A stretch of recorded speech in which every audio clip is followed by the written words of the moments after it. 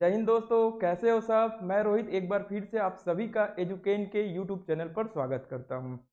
जैसे कि आप सबको पता है कि आगामी सीजी टेट का एग्ज़ाम 1 फरवरी को होने वाला है। इसी को मद्देनज़र रखते हुए हमने प्रीवियस ईयर क्वेश्चन का एक स्पेशल सीरीज स्टार्ट किए हैं।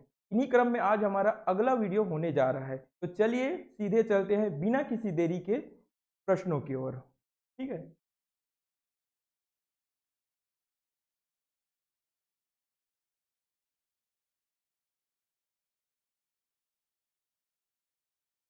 तो हमारा पहला क्वेश्चन क्या कह रहा है। पहला क्वेश्चन कह रहा है कि भारतीय राजनीतिक व्यवस्था उत्तरदायी सरकार कहलाती है क्योंकि क्योंकि यहाँ है भारतीय राजनीतिक व्यवस्था उत्तरदायी सरकार क्यों कहलाती है, इसको हमें पूछा गया है। ठीक है, तो ऑप्शन क्या दिया है, गणतंत्रीय व्यवस्था। गणतंत्रीय व्यवस्था का मतलब क्या होता है। गणतंत्रीय व्यवस्था का मतलब यह होता है कि जहाँ की सर्वोच्च पद क्या होता है, निर्वाचित होता है। सर्वोच्च पद क्या है भारत का, राष्ट्रपति। तो राष्ट्रपति क्या होता है, निर्वाचित होता है। ठीक है, ना कि मनोनीत। तो क्या हो जाएगा, ये सर्वोच्च पद क्या हो जाएगा, सर्वोच्च पद निर्वाचित होता है। ठीक है, निर्वाचित होता है, सर्वोच्च पद निर्वाचित होता है। ठीक है, लोकतांत्रिक व्यवस्था क्या होता है, तो लोकतांत्रिक व्यवस्था वह व्यवस्था होता है जहां की पावर जनता में निहित होती है।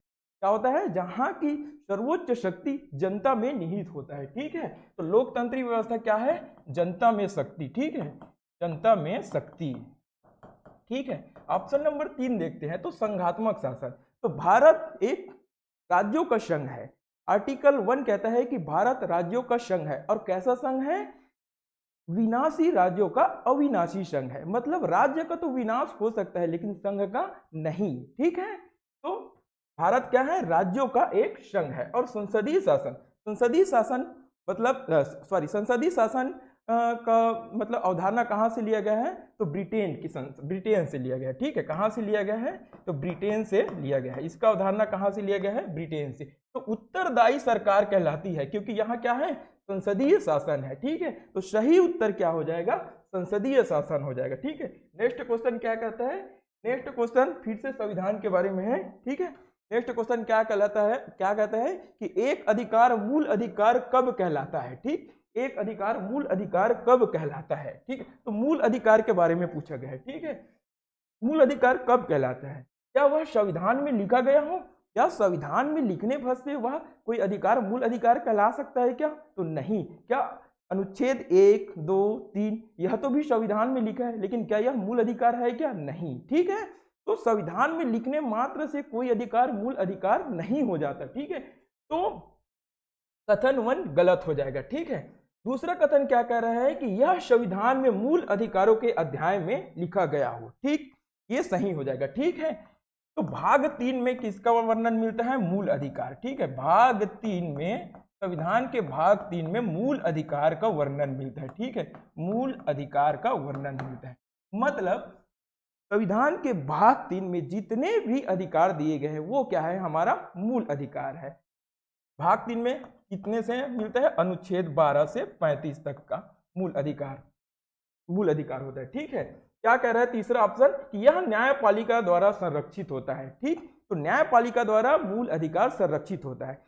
यदि किसी भी मौलिक अधिकार का हनन होता है तो हम न्यायालय की शरण में जा सकते हैं। अर्थात कहने का मतलब क्या है कि जो हमारा मूल अधिकार है वो न्यायालय में प्रवर्तनीय होगा।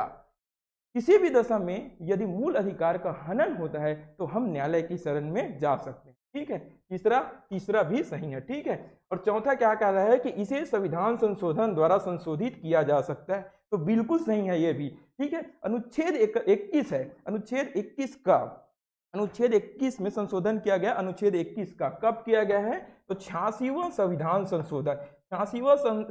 संशोधन 2002, जिसमें क्या कहा गया है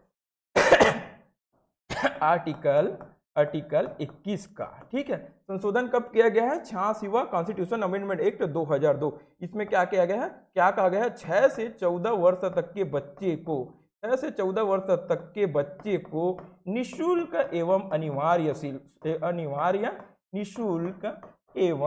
अनिवार्य शिक्षा की बात कही गई है। ठीक है, अनिवार्य शिक्षा की बात कही गई है। ठीक है, तो भाई मौलिक अधिकार में संशोधन किया जा सकता है। और संशोधन हुआ भी है। कब हुआ है? अनुच्छेद 21 में संशोधन हुआ है और 21 का जोड़ा गया है। कब जोड़ा गया है? तो 86वां संविधान संशोधन 2002 को। ठीक है, तो क्या है? संविधान द्वारा संशोधन किया जा सकता है, तो ये भी सही हो जाएगा। ठीक है, अब उत्तर की ओर देख लेते हैं। पहला तो गलत है, तो पहला इसमें है, ये गलत हो जाएगा। ठीक है, पहला इसमें भी है, ये भी गलत हो जाएगा। पहला इसमें भी है, ये भी गलत हो जाएगा। सही आंसर क्या हो जाएगा? 2, 3 और 4। 2, 3 और 4 ये सही उत्तर हो जाएगा। नेक्स्ट क्वेश्चन की ओर चलते हैं। नेक्स्ट क्वेश्चन फिर से संविधान से है। नेक्स्ट क्वेश्चन क्या कह रहा है कि सर्वोच्च न्यायालय संविधान की सर्वोच्चता कैसे संरक्षित करता है? जो हमारा जो सुप्रीम कोर्ट है वो संविधान की सर्वोच्चता कैसे संरक्षित करता है? क्या वैधिक प्रक्रिया द्वारा? नहीं भाई, वैधिक प्रक्रिया द्वारा संरक्षित नहीं करता, बल्कि विधि द्वारा स्थापित प्रक्रिया द्वारा संविधान की सर्वोच्चता को संरक्षित करता है। कौन? तो सुप्रीम कोर्ट। ठीक है, तो दूसरा सही हो जाएगा, पहला गलत हो जाएगा। तो पहला सही है, पहला तो गलत है भाई। ठीक है, पहला और दूसरा दोनों सही है, पहला तो गलत है। ठीक, तो दूसरा सही है, केवल दूसरा सही है। इसका सही आंसर क्या हो जाएगा? दूसरा सही है। नेक्स्ट क्वेश्चन क्या कह रहा है? नेक्स्ट क्वेश्चन कह रहा है, नेक्स्ट क्वेश्चन राज्यसभा के बारे में। राज्यसभा के उपसभापति को पदच्युत करने के विषय में क्या सही है? तो राज्यसभा के उपसभापति को हटाने की प्रक्रिया के बारे में पूछा गया है। ठीक है, तो सबसे पहले देख लेते हैं राज्यसभा के बारे में। तो राज्यसभा का वर्णन किस अनुच्छेद में मिलता है? आर्टिकल 80 में राज्यसभा का वर्णन मिलता है। यह क्या है? एक स्थायी सदन है। क्या है? यह एक स्थायी सदन है जो कभी भंग नहीं होता, जो कभी भंग नहीं होता। ठीक है, अब उपसभापति के बारे में पूछा गया। उपसभापति को हटाने के विषय में क्या सही है पूछ रहा है ना, सही बताना है हमको। ऑप्शन देख लेते हैं कि वह अविश्वास प्रस्ताव द्वारा पदच्युत किया जाता है। अविश्वास प्रस्ताव द्वारा नहीं, केवल संकल्प पारित करना होता है। तो पहला तो गलत है। ठीक है, हमें पूछ रहा है सही है। ठीक है, ऐसे संकल्प को प्रस्तावित करने के लिए 14 दिन पूर्व सूचना देना होता है। ये सही है। ठीक है, किसी भी राज्यसभा के उपसभापति को हटाने के लिए उनको 14 दिन पूर्व सूचना देना पड़ता है। ठीक है, तो ये कथन सही है। ठीक है, ऐसा संकल्प निरपेक्ष बहुमत से पारित होना चाहिए। निरपेक्ष नहीं बल्कि पूर्ण बहुमत से पारित होना चाहिए।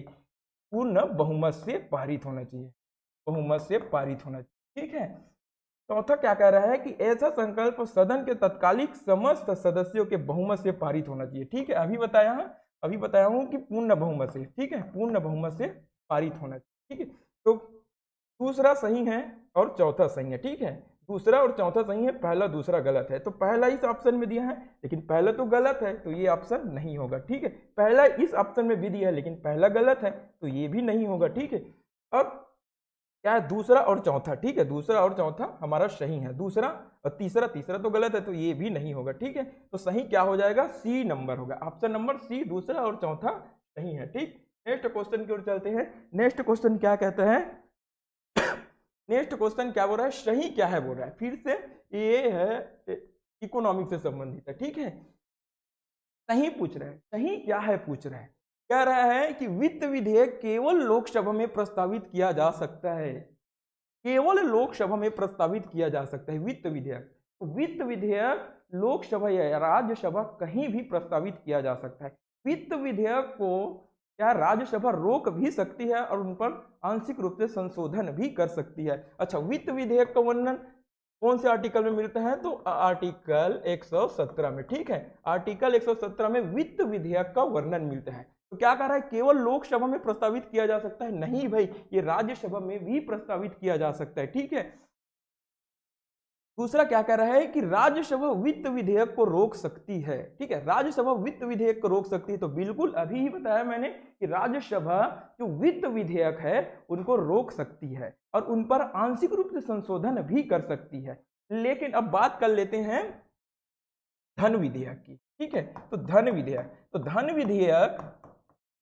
विधेयक का वर्णन किस अनुच्छेद में मिलता है? तो अनुच्छेद 110 में धन विधेयक का वर्णन मिलता है। यह लोकसभा में प्रस्तावित किया जाता है। राष्ट्रपति के पूर्व अनुमति से लोकसभा में प्रस्तुत किया जा सकता है। धन विधेयक कहाँ प्रस्तुत होता है? तो लोकसभा में। ठीक है, लोकसभा में। कौन सा विधेयक धन विधेयक है, वित्त विधेयक है, इसका निर्णय लोकसभा के अध्यक्ष करता है। अच्छा, सभी धन विधेयक क्या होता है, वित्त विधेयक होता है, ठीक है। सभी धन विधेयक,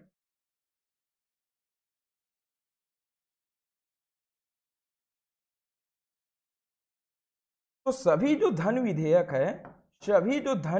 है वो वित्त विधेयक हो सकता है, ठीक है। वित्त विधेयक होता है। सभी जो धन विधेयक होता है वो वित्त विधेयक होता है, लेकिन सभी वित्त विधेयक धन विधेयक नहीं होता, ठीक है। तो धन विधेयक को राज्यसभा न तो रोक सकती है और न तो उस पर संशोधन कर सकती है। मैं फिर से कह रहा हूं कि धन विधेयक को राज्यसभा न तो रोक सकती है और न ही उन पर संशोधन कर सकती है, ठीक है। और धन विधेयक पर न ही संयुक्त बैठक का प्रावधान नहीं किया गया, धन विधेयक पर भी संयुक्त बैठक का प्रावधान नहीं किया गया है, ठीक है। तो प्रश्न के अनुसार इसका सही आंसर क्या हो जाएगा, केवल 2 सही है, ठीक है। राज्यसभा वित्त विधेयक को रोक कर रख सकती है, तो रोक कर रख सकती है भैया वित्त विधेयक, लेकिन धन विधेयक को नहीं, और ना ही उन पर संशोधन कर सकती। तो प्रश्न के अकॉर्डिंग सही उत्तर क्या हो जाएगा, ऑप्शन नंबर बी, केवल 2 सही है, ठीक है। नेक्स्ट क्वेश्चन क्या कह रहा है, कश्मीर में कौन सा सूफी सिलसिला मध्यकालीन समय में सबसे ज्यादा लोकप्रिय था। मध्यकाल के बारे में पूछ रहा है, वो भी कश्मीर में सूफी सिलसिला। तो मैंने पिछले वीडियो में बताया था कि भारत में सूफी सिलसिला के 12 मत प्रसिद्ध थे, ठीक है, लेकिन यहां पूछ रहा है मध्यकालीन में, वो भी कश्मीर में, ठीक है। तो शबरिया सिलसिला, ऋषि सिलसिला, निजामिया सिलसिला और गंगोही सिलसिला, ठीक है। तो ऋषि सिलसिला इसका सही आंसर हो जाएगा। इसका संस्थापक कौन था, नूरीन। इसका संस्थापक कौन था, नूरीन था, ठीक है। तो इसका सही आंसर क्या हो जाएगा, ऑप्शन नंबर बी, ऋषि सिलसिला, जो कि कश्मीर में सबसे ज्यादा प्रचलित था, ठीक है। नेक्स्ट क्वेश्चन क्या कह रहे हैं, निम्नलिखित में से कौन सा कथन अकबर की राजपूत नीति के संबंध में असत्य है, पूछ रहे हैं। अकबर की राजपूत नीति के संबंध में असत्य कथन को हमको पहचानना है, ठीक है। ऑप्शन नंबर ए क्या कह रहा है, राजपूतों को सैनिक और प्रशासनिक पद साम्राज्य में दिए गए, बिल्कुल सही है। पिछले वीडियो में मैंने बताया था कि अकबर का राजपूतों के साथ क्या था, वैवाहिक संबंध था, ठीक है। तो राजपूतों को सैनिक और प्रशासनिक पद साम्राज्य में दिए गए, ये सही है, ठीक है। राजपूतों को मुसलमानों के समकक्ष सैनिक तथा प्रशासनिक क्षेत्रों में माना गया, ये भी सही है। यदि समान रूप से नहीं माना जाता तो राजपूतों के साथ क्या हो जाता, भेदभाव हो जाता, इसीलिए समान रूप से समान रूप से प्रशासनिक क्षेत्रों में माना गया था, ठीक है। तीसरा ऑप्शन क्या कह रहा है, राजपूत को कुछ हद तक मुसलमानों की तुलना में छोटे पद पर नियुक्ति किया गया था, तो ये गलत हो जाएगा। यहाँ तो समान बोल रहा है, लेकिन यहाँ तो छोटे पद पर नियुक्त किया गया है। तो इससे आप अनुमान लगा सकते हो कि ऑप्शन मतलब सही उत्तर ऑप्शन नंबर बी या सी दोनों में से एक ही होगा, क्योंकि दोनों एक दूसरे के अपोजिट बात कही गई यहाँ पर, ठीक है। तो क्या कहा गया है, राजपूतों को कुछ हद तक मुसलमानों की तुलना में छोटे पद पर नियुक्ति किया गया था, तो ये कथन गलत हो जाएगा। और राजपूतों को प्रशासनिक मुखिया मुगल प्रांतों में बनाया गया, तो ये भी सही हो जाएगा। अब आप देख सकते हो कि ऑप्शन नंबर ए और ऑप्शन नंबर डी लगभग सिमिलर है, ठीक। इसमें भी जो राजपूत होते थे उनको प्रशासनिक पद दिए गए थे, और यहाँ भी मुखिया मुगल प्रांतों में बनाया गया था, प्रशासनिक विभाग में मुखिया बनाया गया, तो लगभग सेम है। तो हमें क्या पूछ रहा है, असत्य पूछ रहा है। तो असत्य कौन सा है कि राजपूतों को कुछ हद तक मुसलमानों की तुलना में छोटे पद पर नियुक्त किया गया, तो यही इनका सही उत्तर हो जाएगा, क्योंकि हमें असत्य पूछा है और असत्य ही सही उत्तर हो जाएगा। तो इसका उत्तर क्या हो जाएगा, option number C. Next question क्या कह रहा है, कि कौन सा पद मुगलों में केंद्रीय प्रशासन में सर्वोच्च महत्वपूर्ण होता है। एक बार फिर से क्वेश्चन को पढ़ते हैं कि कौन सा पद मुगलों के केंद्रीय प्रशासन में सबसे महत्वपूर्ण, पूछ रहे सबसे महत्वपूर्ण, ठीक है। सबसे महत्वपूर्ण कौन सा होता था, ठीक है। मुगलों का केंद्रीय प्रशासन दिल्ली सल्तनत की तरह था, तो भाई, लेकिन यहां सबसे महत्वपूर्ण पूछ रहा है, ठीक। बादशाह झरोखा पद्धति को अपनाते थे, बिल्कुल सही था। बिल्कुल सही है कि बादशाह मुगल जो बादशाह थे वो झरोखा पद्धति को अपनाते थे। अब झरोखा पद्धति होता क्या है? झरोखा पद्धति एक ऐसा पद्धति है जिसमें जो मुगल बादशाह है वो अपने राजमहल के बालकनी में निकलते थे और अपनी प्रजा का बातें या शिकायत को सुनते थे और उनका निराकरण करते थे। लेकिन ये झरोखा पद्धति है उनको औरंगजेब ने क्या कर दिया? बंद कर दिया। औरंगजेब ने इस सलमान प्रथाओं के विरुद्ध माना और इसे क्या कर दिया? खत्म कर दिया। ठीक है। ऑप्शन नंबर सी क्या कह रहे हैं कि मीर बख्शी का स्थान दूसरे मंत्रियों से अधिक होता था। तो मीर बख्शी कौन होता था? सैन्य विभाग। मुगल काल में मीर बख्शी कौन होता था? सैन्य विभाग का प्रमुख होता था। विभाग का प्रमुख होता था। मीर बख्शी कौन होता था? तो सैन्य विभाग का प्रमुख होता था। ठीक है। ऑप्शन नंबर डी क्या कह रहा है कि वकील या वजीर केंद्रीय प्रशासन में सबसे महत्वपूर्ण स्थान रखता था। सबसे महत्वपूर्ण, यहां भी पूछा है सबसे महत्वपूर्ण, तो कीवर्ड आपको पकड़ना है। ठीक है। यहां भी सबसे महत्वपूर्ण पूछा है, यहां भी सबसे महत्वपूर्ण बात कही गई है और यहां भी सबसे महत्वपूर्ण पूछा गया है। ठीक है। तो वकील या वजीर केंद्रीय प्रशासन में सबसे महत्वपूर्ण स्थान रखता था।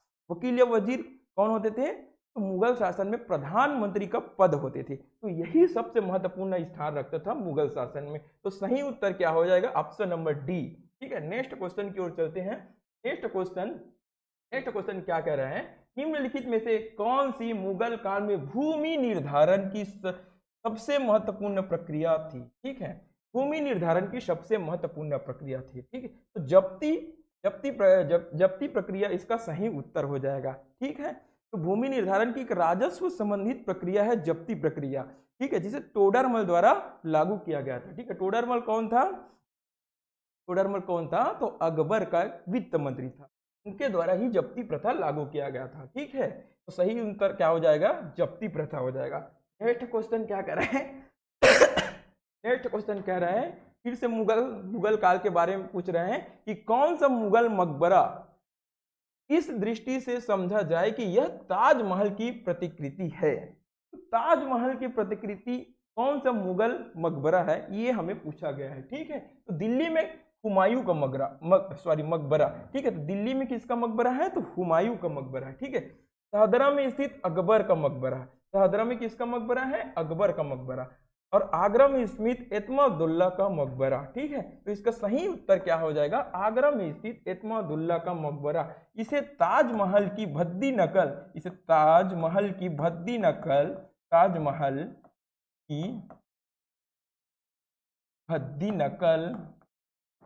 या फूहड़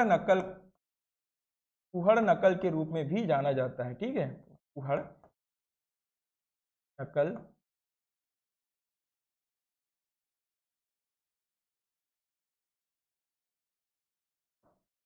ठीक है। तो आगरा में जो स्थित है एतमादुल्ला का मकबरा, उसे ताजमहल की फूहड़ नकल या भद्दी नकल के रूप में भी जाना जाता है। ठीक है। फतेहपुर सीकरी में स्थित सलीम चिश्ती। तो सलीम चिश्ती कौन था? एक प्रसिद्ध सूफी संत था। ये क्या कौन था? एक प्रसिद्ध सूफी संत था। ठीक है। सलीम चिश्ती कौन था? प्रसिद्ध सूफी संत था। ठीक। तो सही उत्तर क्या हो जाएगा? आगरा में स्थित एतमादुल्ला का मकबरा को ताजमहल की प्रतिकृति या भद्दी नकल कहा जाता है। ठीक है। नेक्स्ट क्वेश्चन क्या कह रहे हैं? आरंग के जैन मंदिर को क्या कहा जाता है? ठीक है। आरंग के जो जैन मंदिर है उसको किस नाम से जाना जाता है, ये हमें पूछ रहा है। ठीक है। कैवल्य मंदिर? नहीं भाई। तो आरंग के जैन मंदिर को भांडदेओल मंदिर के नाम से जाना जाता है। ठीक है। अच्छा, महावीर मंदिर कहाँ है? तो महावीर मंदिर कहाँ है? नगपुरा में है। ठीक है। नगपुरा दुर्ग में है। ठीक है। महावीर स्वामी का मंदिर नगपुरा दुर्ग में है। ठीक। तो आरंग के जो जैन मंदिर उसे भांडदेउल मंदिर के नाम से जाना जाता है। तो सही उत्तर क्या हो जाएगा? Option number B. ठीक। नेक्स्ट क्वेश्चन की ओर चलते हैं। नेक्स्ट क्वेश्चन क्या कह रहे हैं कि इस राज्य के केशकाल घाटी में स्थित सती मंदिर का अन्य नाम क्या है? केशकाल घाटी में स्थित सती मंदिर का क्या नाम है, ये हमें पूछा गया है। तेलिन मंदिर, महिषासुर मंदिर, महामाया मंदिर और घटिया रानी मंदिर। ठीक है। तो तेलिन मंदिर इसका सही उत्तर हो जाएगा। ठीक है। तो जो तेलिन घाटी है, तेलिन घाटी ये क्या करता है? महानदी और इंद्रावती नदी के बीच जल विभाजक, इंद्रावती नदी के बीच जल विभाजक का कार्य करता है। ठीक है, जल विभाजक का कार्य करता है, जल विभाजक का कार्य करता है। तेलिन घाटी महानदी और इंद्रावती नदी को दो भागों में बांट देता है। ठीक है, अच्छा महामाया मंदिर कहाँ है? तो ये रतनपुर में है। कहाँ है? रतनपुर में। ठीक है, महिषासुर मर्दनी मंदिर की बात करते हैं तो ये लाफागढ़ में है। ठीक है, ये लाफागढ़ में है। ठीक, तो हमें पूछ रहा है सती मंदिर का क्या नाम है?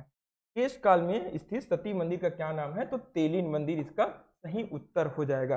नेक्स्ट क्वेश्चन क्या कह रहे हैं कि महानदी के उद्गम स्थल पर का मेला किस ऋषि, महानदी के उद्गम स्थल पर जो मेला लगता है वो किस ऋषि के नाम से होने वाला माघ पूर्णिमा से है?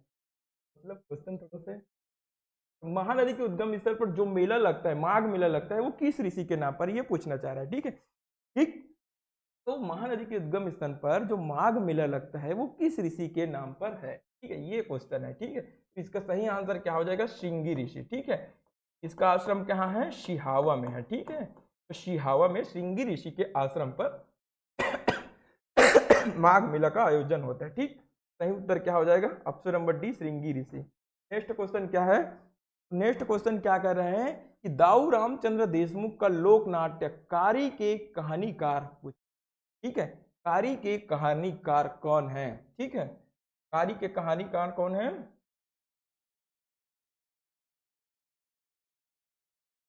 दाऊ रामचंद्र देशमुख का लोक नाट्यकारी के कहानीकार है। अच्छा, विनोद कुमार शुक्ल के बारे में देख लेते हैं। ठीक है, तो विनोद कुमार शुक्ल का हाल ही में निधन हो गया था। इन्हें साहित्य का सर्वोच्च पुरस्कार साहित्य अकादमी से भी नवाजा गया था। ठीक है, इसकी रचना का बात कर लेते हैं तो खेलेगा तो देखेगा, खेलेगा तो देखेगा, देखेगा, नौकर की कमीज। ठीक है, नौकर की कमीज। ठीक है, अच्छा केयर भूषण की बात करें तो यहाँ छत्तीसगढ़ का प्रथम निबंधकार है। ठीक है, छत्तीसगढ़ का प्रथम निबंधकार है। केयर भूषण कौन है? छत्तीसगढ़ का प्रथम निबंधकार है। ठीक है, छत्तीसगढ़ का प्रथम निबंधकार है। ठीक है, तो कारी के कहानीकार के बारे में पूछा गया है। ठीक है, कारी के कहानीकार कौन है, ये हमें पूछा गया है। ठीक है, तो इसका सही उत्तर क्या हो जाएगा? नारायण परमार हो जाएगा। ठीक है, इसका सही उत्तर क्या हो जाएगा? नारायण परमार। ठीक, नेक्स्ट क्वेश्चन की ओर चलते हैं। नेक्स्ट क्वेश्चन क्या कह रहे हैं? नेक्स्ट क्वेश्चन कह रहे हैं एटाल के संबंध में कौन सा कथन सही है? ठीक है, एटाल के कथन में कौन सा कथन सही है? ठीक, एटाल के बारे में पूछा गया है। कथन एक क्या कह रहा है कि घोड़े के नाल के आकार वाली प्रवाल भित्ति है। ठीक है भाई, ये टाल जो है होता है वो घोड़े के नाल के आकार वाली प्रवाल भित्ति है। ठीक है, कथन एक बिल्कुल सही है। ठीक है, कथन दो क्या कह रहा है कि लाल सागर चीन सागर और ऑस्ट्रेलियाई सागर में अधिक पाया जाता है। ठीक है, तो यह प्रवाल भित्ति लाल सागर, चीन सागर और ऑस्ट्रेलियाई सागर में अधिक पाया जाता है। कथन दो भी सही है। ठीक है, तो एक और दो दोनों सही है, यही हमारा सही उत्तर हो जाएगा। ठीक, नेक्स्ट क्वेश्चन क्या कह रहे हैं? नेक्स्ट क्वेश्चन कह रहे हैं भारत जियोग्राफी से संबंधित है कि भारत स्थित है, भारत कहाँ स्थित है, ये पूछ रहा है। ठीक है, भारत कहाँ स्थित है ये हमें क्वेश्चन में पूछ रहा है। 8 डिग्री उत्तर से 37 डिग्री उत्तर नहीं भाई, 8 डिग्री उत्तर से 37 डिग्री उत्तर नहीं, 8 डिग्री 30 मिनट से 8 डिग्री 30 मिनट उत्तर से 37 डिग्री 20 मिनट उत्तर, ये भी नहीं होगा। ठीक है, और 8 डिग्री 40 मिनट से 40 मिनट उत्तर से 38 डिग्री उत्तर, ये भी नहीं होगा। तो भारत हमारा 8 डिग्री उत्तरी अक्षांश से 8 डिग्री 4 मिनट उत्तरी अक्षांश से 37 डिग्री 6 मिनट उत्तरी अक्षांश के बीच स्थित है। ठीक है, ये हमारा भारत है। ठीक है,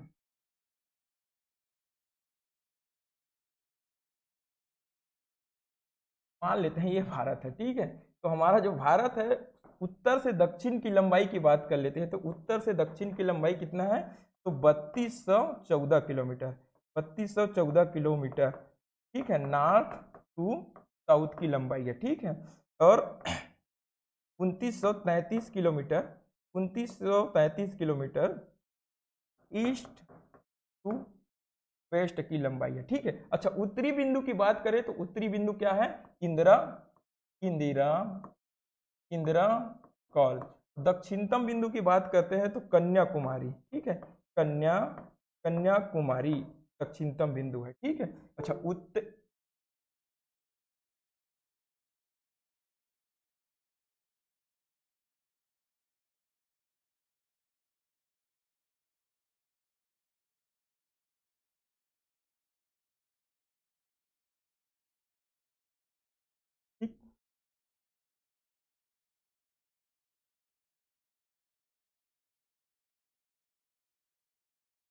2 मिनट रुकिए।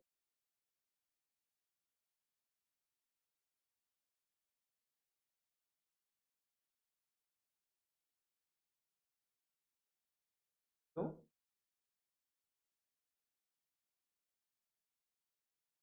अच्छा, पश्चिमी बिंदु की बात करते हैं तो पश्चिमी बिंदु क्या है?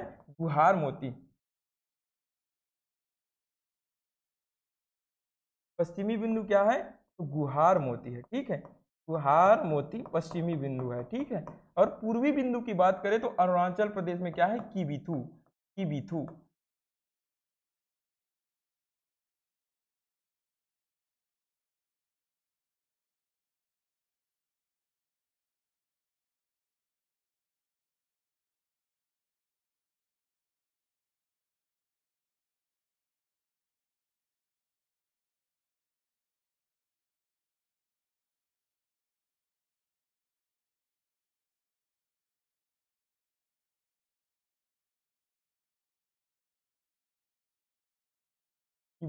किबिथु इसका क्या है? पूर्वी बिंदु है। ठीक है, जो कि अरुणाचल प्रदेश।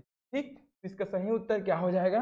8 डिग्री 4 मिनट से लेकर 34 डिग्री 6 मिनट उत्तरी अक्षांश हो जाएगा। ठीक। नेक्स्ट क्वेश्चन क्या कह रहा है? नेक्स्ट क्वेश्चन कह रहा है कि निम्नलिखित कथनों पर विचार कीजिए। ठीक है। अलमट्टी बांध कावेरी नदी पर है। ठीक है, अलमट्टी बांध कावेरी नदी पर नहीं है भाई, ये कृष्णा नदी पर है। ठीक है, अलमट्टी बांध कहाँ है? कृष्णा नदी पर। ऑप्शन नंबर 2 क्या कह रहा है? मैटूर बांध कृष्णा नदी पर है, ये कृष्णा नदी पर नहीं है बल्कि ये कावेरी नदी पर है। ठीक है, तो ये एक दूसरे को क्या कर दिया है? इंटरचेंज कर दिया गया है। ठीक है। तीसरा ऑप्शन क्या कह रहा है कि गांधी सागर जल संग्रह चंबल नदी पर है। दिए गए कथनों में कौन सा कथन सही है पूछ रहा है। ठीक है, तो पहला कथन तो गलत है भाई, दूसरा कथन भी गलत है, तो केवल तीसरा क्वेश्चन तीसरा कथन हमारा सही है। ठीक है, तो पहला दूसरा गलत है, केवल दूसरा भी गलत है, दूसरा पहला तीसरा भी गलत है। डी नंबर ऑप्शन सही हो जाएगा, केवल 3 कथन सही है। ठीक है। नेक्स्ट क्वेश्चन क्या कह रहे हैं? नेक्स्ट क्वेश्चन कह रहा है कि निम्नलिखित में से कौन सा राज्य जून से सितंबर माह में दक्षिण पूर्व मानसून से अधिक वर्षा नहीं होती? पूछे। ठीक है, दक्षिण पूर्व मानसून से अधिक वर्षा नहीं होती कौन से राज्य में, ये हमें पूछ रहा है। ठीक है, कर्नाटक में होता है भाई, उड़ीसा में भी होता है, महाराष्ट्र में भी होता है, लेकिन जम्मू कश्मीर में दक्षिण पश्चिम मानसून से वर्षा नहीं होती। ठीक है, तो हमें नहीं होती ये पूछ रहा है, तो डी नंबर ऑप्शन हमारा सही हो जाएगा, जम्मू कश्मीर। नेक्स्ट क्वेश्चन क्या कह रहा है? नेक्स्ट क्वेश्चन, सही युग्म बनाइए, सही युग्म सुमेलित कीजिए, ये हमें पूछा गया है। ठीक है। पीली क्रांति पीली क्रांति का संबंध किससे है? पीली क्रांति तिलहन उत्पादन से। ठीक है, इसका सही उत्तर क्या हो जाएगा? पीली क्रांति तिलहन। ठीक है। अच्छा, हरित क्रांति कृषि उत्पादन को बढ़ावा देने हेतु। ठीक है। अच्छा, नीली क्रांति मत्स्य उत्पादन। ठीक है, नीली क्रांति मत्स्य उत्पादन। और भूरी क्रांति क्या हो जाएगा? ऊन उत्पादन में वृद्धि। ठीक है, तो इसके अकॉर्डिंग हमें सही उत्तर सुन, तो पीली क्रांति एक का ए हो जाएगा, एक का ए इसमें दिया है, इसमें दिया है, इसमें भी दिया है। ठीक है, इसमें नहीं दिया है, तो सी ऑप्शन हमारा गलत हो जाएगा। ठीक है। हरित क्रांति यानी कि दूसरा का सी इसमें दिया है, इसमें भी दिया है, लेकिन इसमें नहीं दिया है, तो ये ऑप्शन भी एलिमिनेट हो जाएगा। ठीक है। तीसरा क्या है? नीली क्रांति यानी कि तीसरा का बी मत्स्य उत्पादन। ठीक है, तो तीसरा का बी इसमें दिया है, इसमें नहीं दिया है, तो ये ऑप्शन भी गलत हो जाएगा। तो सही उत्तर क्या हो जाएगा? Option number A. Next question क्या कह रहे हैं? नेक्स्ट क्वेश्चन, गुप्त काल के किस ग्रंथ में गुप्तों की राजनीतिक और प्रशासनिक का प्रशासनिक व्यवस्था का सुंदर विवरण है। ठीक है, गुप्त काल के किस ग्रंथ में गुप्तों की राजनीतिक और प्रशासनिक व्यवस्था का सुंदर विवरण है? ठीक है, तो कामनंदक का लिखित नीतिसार, कालिदास लिखित मेघदूतम और विशाखदत्त लिखित देवी चंद्रगुप्तम और क्षुद्रक द्वारा लिखित मृच्छकटिकम। ठीक है, तो गुप्त काल के बारे में पूछ रहे। गुप्त काल की राजनीतिक और प्रशासनिक व्यवस्था किसमें वर्णित है? तो इसका सही उत्तर क्या हो जाएगा? कामनंदक द्वारा लिखित नीतिसार। ठीक है, अच्छा, कालिदास ने कौन सा ग्रंथ लिखा है? तो मेघदूत। इसके अलावा अभिज्ञान शकुंतलम, अभिज्ञान शकुंतलम, शकुंतल, ठीक है, विज्ञान शकुंतलम। ठीक, विशाखादत्त देवी चंद्रगुप्तम। ठीक है, और क्षुद्रक द्वारा कौन सा ग्रंथ लिखा गया है? तो मृच्छकटिकम। लेकिन गुप्त काल के बारे में पूछा है तो राजनीतिक और प्रशासनिक व्यवस्था का सुंदर वर्णन कामनंदक द्वारा लिखित नीतिसार में मिलता है। ठीक है, सही उत्तर क्या हो जाएगा? ए। ठीक, नेक्स्ट क्वेश्चन क्या कह रहे हैं? सूची 1 को सूची 2 के साथ मिलाइए। सूची 1 को सूची 2 के साथ मिलाइए। ठीक है, आर्यभट्ट दिया है, तो आर्यभट्ट ने सूर्य सिद्धांत दिया था। आर्यभट्ट ने सूर्य सिद्धांत दिया था। अच्छा, ब्रह्मगुप्त ने खंड खंड खंड काव्य दिया था। ठीक है, ब्रह्मगुप्त ने खंडाक्य दिया था। ठीक, और वराहमिहिर बृहत संहिता। ठीक है, भास्कराचार्य, अच्छा, भास्कर ने क्या दिया था? तो भास्कर ने दिया था हस्त आयुर्वेद। ठीक, और पिलाकप्य सिद्धांत शिरोमणि। ठीक, तो इसके अकॉर्डिंग अभी है। ठीक, आर्यभट्ट एकसी, एकसी केवल इसमें है और इसमें है। ठीक है, ए का भी ये नहीं होगा और ए का ई ये नहीं होगा, दूसरा का ए। ठीक है, तो दूसरा का सी हो जाएगा। तो दूसरा का, एक मिनट ना,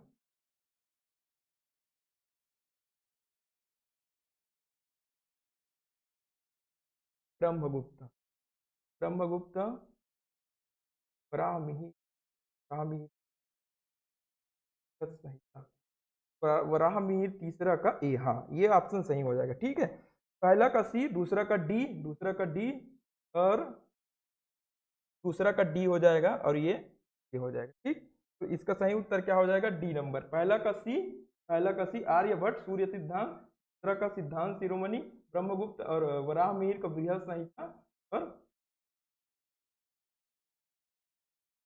और ये जो पेलाकप्या का क्या क्या हो जाएगा? सिद्धांत शिरोमणि। ठीक, एक मिनट, ये क्वेश्चन को होल्ड करते हैं। ठीक, क्वेश्चन को होल्ड करते हैं, लास्ट में देखेंगे। नेक्स्ट क्वेश्चन क्या कह रहे हैं?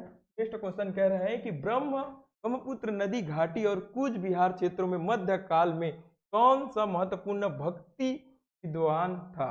ब्रह्मपुत्र नदी घाटी और कूच बिहार, मैंने पिछले वीडियो में भी बताया था, असम वाले क्षेत्र में पूछ रहा है। तो ब्रह्मपुत्र नदी असम से होकर गुजरती है ना, तो असम वाले क्षेत्र में पूछा गया। ठीक है, तो असम वाले क्षेत्र में शंकर देव ने भक्ति आंदोलन का नेतृत्व किया था। ठीक है, असम देव ने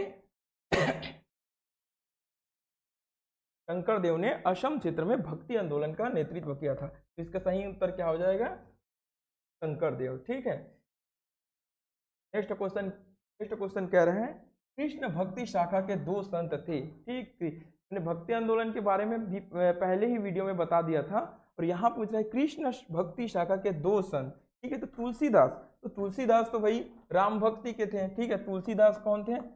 राम भक्ति शाखा से थे। ठीक है, ठीक है।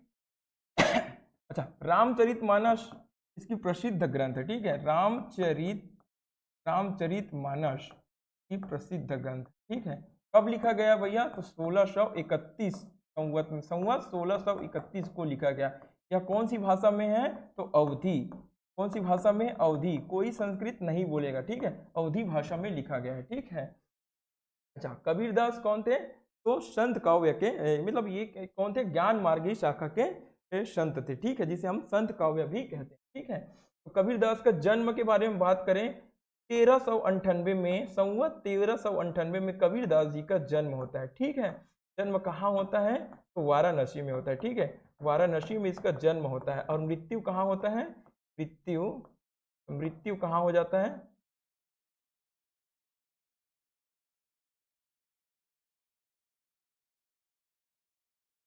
मृत्यु कहाँ होता है, तो मगहर में इसकी मृत्यु हो जाता है। ठीक है, मगहर में मृत्यु होती है। हमें पूछ रहे कृष्ण भक्ति के बारे में। ठीक है, तो मीराबाई कृष्ण भक्ति से जुड़ी थी। ठीक है, और सूरदास। ठीक, तो दूसरा और चौथा हमारा सही उत्तर हो जाएगा। इसमें 1 और 2 दिया है नहीं, दूसरा और चौथा ये सही उत्तर हो जाएगा। 2, 3 भी नहीं और 1, 3 भी नहीं। ठीक, नेक्स्ट क्वेश्चन की ओर चलते हैं। नेक्स्ट क्वेश्चन क्या कह रहा है, नेक्स्ट क्वेश्चन कह रहा है सूची 1 को सूची 2 से मिलाइए नीचे दिए गए कूट के आधार पर। ठीक है, कूट के आधार पर सूची 1 से सूची 2 को मिलाना है। ये भी भक्ति है, ये भी सूफी आंदोलन से है। ठीक है, तो सूफी सिलसिला भारत में 12 सूफी सिलसिला के 12 मत प्रसिद्ध थे। ठीक है, ऑप्शन 1 क्या कर रहा है, शेख बहाउद्दीन जकरिया, शेख बहाउद्दीन जकरिया। ठीक है, और ख्वाजा मोइनुद्दीन चिश्ती। मोइनुद्दीन चिश्ती कौन से संप्रदाय, तो चिश्ती संप्रदाय। ठीक है, अब्दुल कादिर जियानी, अब्दुल कादिर जियानी। ठीक है, ये कौन से हैं, ये कौन से समुदाय से हैं, और ये शेख अब्दुल्ला सत्तारी, शेख अब्दुल्ला सत्तारी, ये सत्तारी संप्रदाय से। ठीक है, और अब्दुल कादिर जिलानी। ठीक,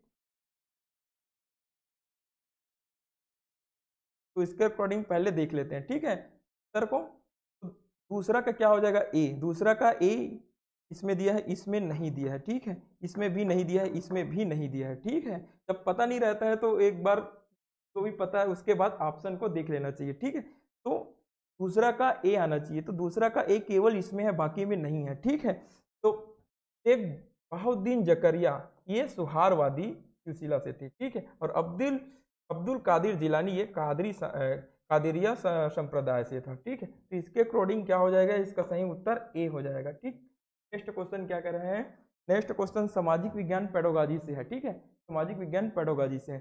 सामाजिक अध्ययन के शिक्षक को किस पर बल ज्यादा देना चाहिए। ठीक है, सामाजिक विज्ञान के जो शिक्षक है उस पर किस पर ज्यादा बल देना चाहिए, विषय से संबंधित सूचना देने पर या केवल विषय से संबंधित सूचना देने पर, नहीं भाई। ठीक, सामाजिक मुद्दों के प्रति चिंतन शक्ति के विकास पर देखते हैं। ठीक है, विद्यार्थी को परीक्षा के लिए तैयार करना, परीक्षा के लिए तैयार करना बिल्कुल भी नहीं, ये निगेटिव टर्म है एकदम।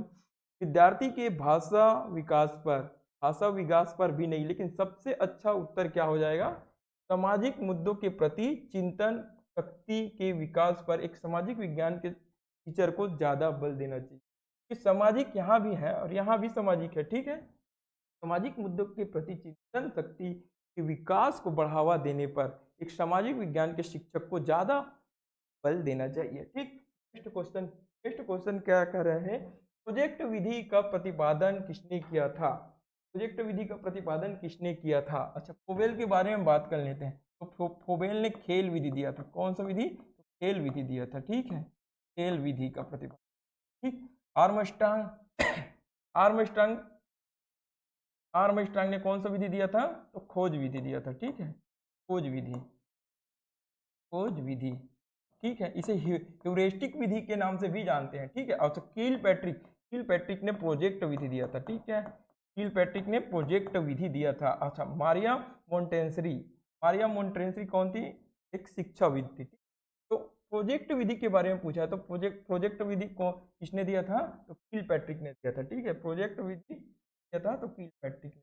ठीक, नेक्स्ट क्वेश्चन क्या कह रहे हैं, नेक्स्ट क्वेश्चन कह रहा है कि निम्न में से कौन सा प्रोजेक्ट विधि का नियम नहीं है, प्रोजेक्ट विधि का नियम नहीं है। पूछ, अनुभव का नियम है भाई, उद्देश्य का नियम भी है, सामाजिक अनुभव का नियम भी है, लेकिन तैयारी का नियम नहीं है। ठीक है, तैयारी का नियम इसका सही उत्तर हो जाएगा। ठीक, नेक्स्ट क्वेश्चन की ओर चलते हैं। नेक्स्ट क्वेश्चन क्या कह रहा है कि प्रोजेक्ट आधारित सीखना विद्यार्थियों में विकसित करता है। ये तीसरा क्वेश्चन है प्रोजेक्ट विधि से, केवल प्रोजेक्ट विधि से तीसरा क्वेश्चन है। ठीक है, तो टीचिंग जो विधि है उनको पढ़ना ही है हमें। ठीक है, तो प्रोजेक्ट आधारित सीखना विद्यार्थियों में विकसित करता है, आलोचनात्मक सोच, क्रिटिकल थिंकिंग विकसित करता है भैया, सहयोग भी। क्योंकि प्रोजेक्ट विधि में क्या कर दिया जाता है, खंड खंड में बांट दिया जाता है।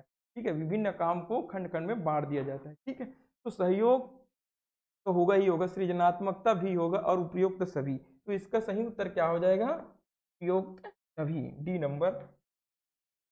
सामाजिक, नेक्स्ट क्वेश्चन क्या है, सामाजिक अध्ययन के कौन से क्षेत्र में प्रोजेक्ट आधारित सीखना लागू हो सकता है। ठीक है, तो हम सब जानते हैं कि जो सामाजिक विज्ञान विषय है वो वो क्या है, एक जटिल विषय है, ठीक है, विभिन्न विषयों का इनका संबंध है, ठीक है। तो अर्थशास्त्र, इतिहास, नागरिक शास्त्र, उपयुक्त सभी। सामाजिक अध्ययन में कौन सा क्षेत्र में प्रोजेक्ट आधारित सीखना लागू हो सकता है? तो अर्थशास्त्र में हो सकता है भाई, इतिहास में भी हो सकता है और नागरिक शास्त्र में भी हो सकता है, क्योंकि जो सामाजिक विज्ञान है वो एक क्या है, अंतःक्रियात्मक विषय है, ठीक है, अंतःक्रियात्मक विषय है। तो इसका सही उत्तर क्या हो जाएगा, ऑप्शन नंबर डी, ठीक। नेक्स्ट क्वेश्चन, नेक्स्ट क्वेश्चन क्या कर रहा है, सामाजिक अध्ययन एक है, सामाजिक विज्ञान एक है, एकीकृत और स्वतंत्र विषय। स्वतंत्र विषय हो ही नहीं सकता, क्योंकि मैं अभी बताया हूं सामाजिक विज्ञान का संबंध अन्य विषयों से भी है, ठीक है। तो एकीकृत और स्वतंत्र विषय नहीं हो सकता, ठीक है। बौद्धिक और प्रयोग विषय, विज्ञान और व्यवहारिक परिणाम, इनमें से कौन, इनमें से कोई नहीं, तो इनमें से कोई भी नहीं होगा, ठीक है। सामाजिक अध्ययन एक क्या है, बौद्धिक और प्रयोग का विषय है क्या, विज्ञान और व्यवहारिक परिणाम। सामाजिक अध्ययन क्या है, बौद्धिक और प्रयोग का विषय है, ठीक है। सामाजिक विज्ञान क्या है, बौद्धिक और प्रयोग का विषय है। बी नंबर इसका सही उत्तर हो जाएगा, ठीक है। नेक्स्ट क्वेश्चन क्या कह रहे हैं, किसने कहा था कि सामाजिक परिवर्तन अनुकूलन की प्राकृतिक प्रक्रिया का परिणाम है? क्या किसने कहा था कि जो सामाजिक परिवर्तन है वो अनुकूलन की प्राकृतिक प्रक्रिया का परिणाम है? डार्विन ने कहा था क्या? नहीं, डार्विन ने उद विकास का सिद्धांत दिया था।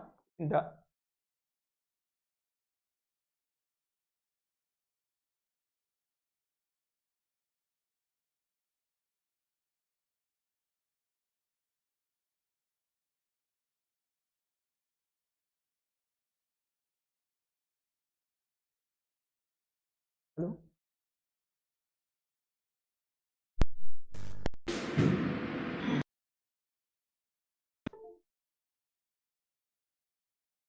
तो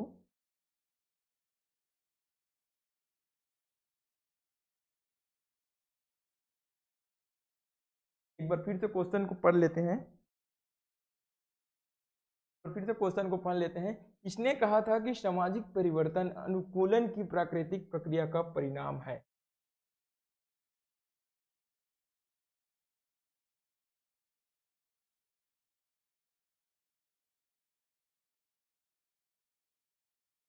ठीक है, तो किसने कहा था कि सामाजिक परिवर्तन अनुकूलन की प्राकृतिक प्रक्रिया का परिणाम है?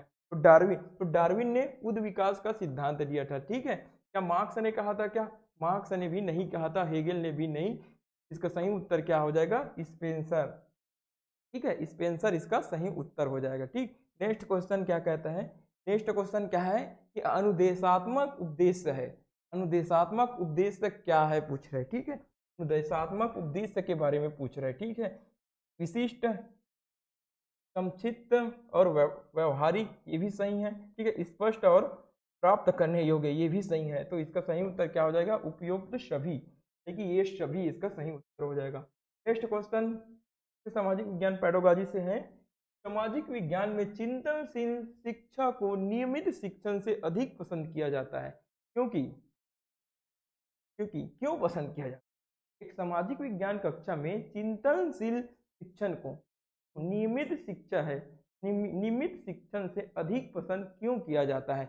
यह बदलती परिस्थितियों के लिए अनुत्तरदायी होती है? नहीं भाई। जब क्या कह रहा है कि यह बदलती परिस्थितियों के लिए अनुत्तरदायी होती है, ठीक है। तो ये गलत हो जाएगा, ठीक है। इसका मतलब लचीलापन, विश्लेषण और सामाजिक जागरूकता है, ठीक। देखते हैं इसको, यह लोकप्रिय और नया विचार है, ये भी नहीं होगा। और यह परस्पर, यह परंपरा द्वारा निर्देशित है, ये भी नहीं होगा। लेकिन इसका एकदम सही उत्तर क्या हो जाएगा कि इसका मतलब लचीलापन, विश्लेषण और सामाजिक जागरूकता है, ठीक है। यहाँ चिंतनशील के बारे में पूछ रहे हैं, तो चिंतन चिंतनशील शिक्षक में क्या होता है, विश्लेषण होता है, ठीक है, लचीलापन होता है। तो इसका सही उत्तर क्या हो जाएगा, तो नंबर बी। नेक्स्ट क्वेश्चन की ओर चलते हैं। नेक्स्ट क्वेश्चन क्या कह रहा है कि सामाजिक अध्ययन के अध्यापक को विषय वस्तु के साथ किस चीज का ज्ञान होना चाहिए, ठीक है। एक सामाजिक विज्ञान के जो अध्यापक है उनको विषय वस्तु के साथ किस चीज का ज्ञान होना चाहिए, ये हमें पूछ रहा है, ठीक है। तो शिक्षा के उद्देश्यों का, ठीक है, टीचिंग के जो एम है उनका तो ज्ञान होना चाहिए। एक किसी भी अध्यापक की बात करते हैं तो जो टीचिंग का जो एम है उनका तो ज्ञान होना ही चाहिए, ठीक है। तो ये तो नहीं हो जाएगा, ठीक है। शिक्षण विधियों का, ठीक है, टीचिंग मेथड का भी अच्छी तरह से एक शिक्षक को ज्ञान होना चाहिए, किस जगह पर कौन सा टीचिंग मेथड का यूज किया जाए, ठीक है। तो ये भी सही हो जाएगा। और शिक्षण तकनीकों का भी ये भी सही हो जाएगा। तो इनमें से सभी इसका सही उत्तर हो जाएगा, ठीक है। इनमें से सभी इनका सही उत्तर हो जाएगा, ठीक। नेक्स्ट क्वेश्चन की ओर चलते हैं। नेक्स्ट क्वेश्चन सिंधु घाटी सभ्यता से, ठीक है। नेक्स्ट क्वेश्चन क्या कर रहा है, सूची 1 को सूची 2 के साथ मिलाइए, ठीक है। हड़प्पा, अच्छा हड़प्पा में क्या हो जाएगा, बर्तनों में सावधान। हड़प्पा से किसका साक्ष्य मिला है, तो बर्तनों में सावधान, ठीक है।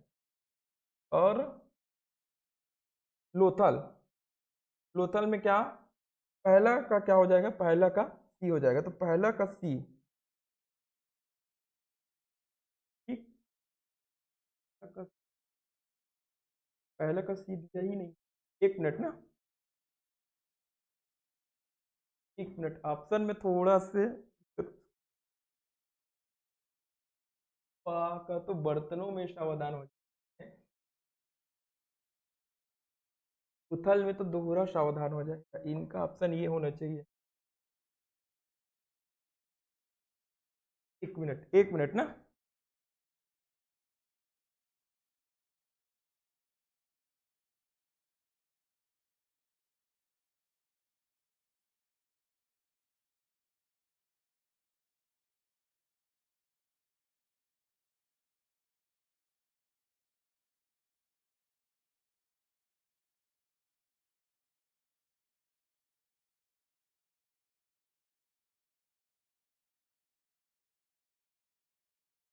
सॉरी मिस्टेक हो गया था। एक, ठीक, हड़प्पा में क्या होगा, बक्सों में सावधान, ठीक है। हड़प्पा क्या हो जाएगा, बक्सों में सावधान। अच्छा, लोथल में बर्तनों में सावधान, ठीक है। तो इसके अकॉर्डिंग देख लेते हैं इसका कूट।